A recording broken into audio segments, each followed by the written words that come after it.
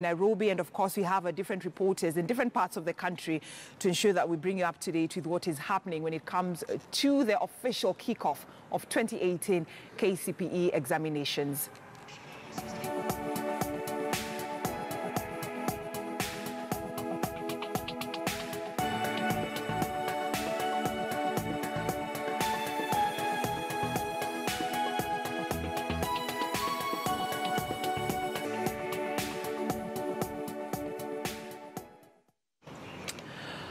All right, now to the corridors of justice, where Lugari Member of Parliament Ayub Savula and former Broadcasting and Telecommunications Permanent Secretary Sami Itemere and former Government Advertising Agency boss Dennis Chebutei are expected in court today for conspiracy to steal 22 million shillings from the Ministry of Information, Communications and Technology. Now, Savula was arrested at an entertainment spot in Nairobi over the weekend and has been held at the Muthaiga police station pending arraignment in court. The DCI launched investigations in August after outraged media managers appealed to the Director of Public Prosecutions, Nordin Haji, over a debt of more than 2.5 billion shillings, which GA has failed to pay over years despite services being rendered. And of course, our reporter Francis Ontomwa is at the Milimani Law Courts covering that story for us and now joins us live with an update. Ontomwa, good morning. What do we expect from the corridors of justice? The Member of Parliament who was arrested yesterday expected to be arraigned in court this morning. Good morning, Brenda, and we are back here at the Milimani Law Courts, being a fresh new week, and it's almost becoming a norm that we are coming here every week to report on fresh cases of graft, and this time around it involves the Member of Parliament for Lugari, Ayub Savula, a former journalist who's been embroiled in a corruption syndicate or corruption case touching on the right in the Ministry of Communication and ICT, and Savula is expected any moment from now to be taking his place in court, and not just him, but his two wives also, that is Helen Kemboi and Melody Ringera. The two wives will be accompanying him here in the dock, of course, to answer to graft charges. The Director of Public Prosecution's office says that they swindled some 122 million that was meant to be paid to mainstream media, but they were paid fictitiously to their accounts. That is because they are directors of some of these companies that have been listed by the Director of Public Prosecution. And aside from him, you'll also be seeing the PS, Mr. Shiundu, who will also be making his way here to court also to answer to these graft charges. Some 2.5 billion shillings is the amount of money we are speaking here, and it was paid to fictitious accounts according to records from the Registry of Companies. These are companies that did not exist, but they were paid anyway. These millions that was supposed, rather meant to be paid to media companies. And looking at the long list that has already been made public on the debts that the government advertising agencies owes media houses, it is actually quite telling, because we are speaking of over 800 million that is owed separately to Nation Media Group and also the Standard Media Group. There are also the other companies that are owed, that is MediaMax and the Star. We also have Royal Media also owed some millions here, but ghost companies were instead paid the millions that were supposed to be paid to this company. You will remember that there is a pullout label called My Government that is published by the government and inserted in the local dailies that is supposed to be circulated with the local dailies, and this is what government agencies ought to pay actually, and then should trickle all the way to the media houses, but hasn't been happening. And therefore, this is another mega scam that is supposed to be brought here before the court. We expect that today the Member of Parliament will be taking plea to answer, rather to deny or to agree to these charges that have been leveled by the Office of the Director of Public Prosecution. And you remember also that the Directorate of Criminal Investigation has also gone on record saying that they are still investigating this matter. Some over 20 individuals are being sought in relation to this particular allegation that are also facing Ayub Savula.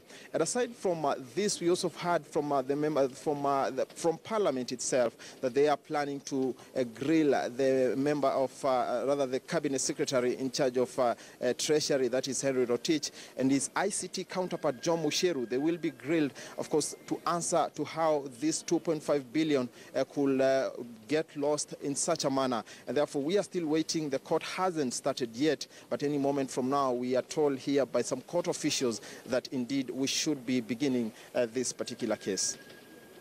The case is expected to begin any time from now, Francis Ontumwa. It means that Lugari Member of Parliament and his co-accused are already within the Milimani law courts. Well, not exactly. We may not be able to confirm that because looking at the, we haven't really gotten hold of them. We haven't seen them yet.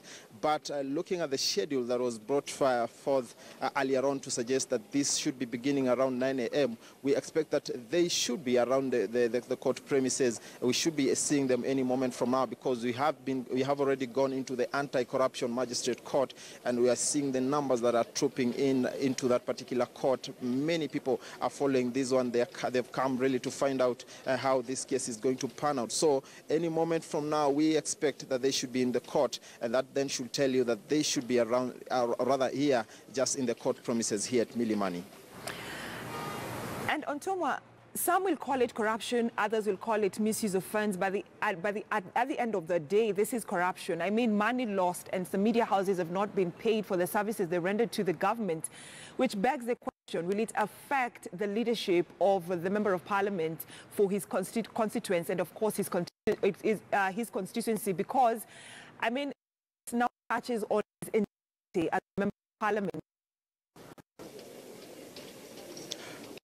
Savula is a Member of Parliament, a two-time Member of Parliament, and any corruption cases of this particular magnitude, you are speaking of serious economic crimes, they may attract very, very serious penalties, which may also actually also injure his political career in a way that he may lose his seat should he be found guilty of these particular charges. And therefore, it's quite massive, actually. Lugari Member of Parliament, this man, Ayub Savula, was on record in May telling the media, telling people down in Western Kenya that anyone who is found to have defrauded the government over £1 billion shillings is nothing better than a murderer. And these are the same claims, these are the same allegations that are now coming to haunt him. He will be, of course, be taken to task on this particular statement that he made in Western Kenya, that anyone stealing above £1 billion shillings from the state should be considered a murderer.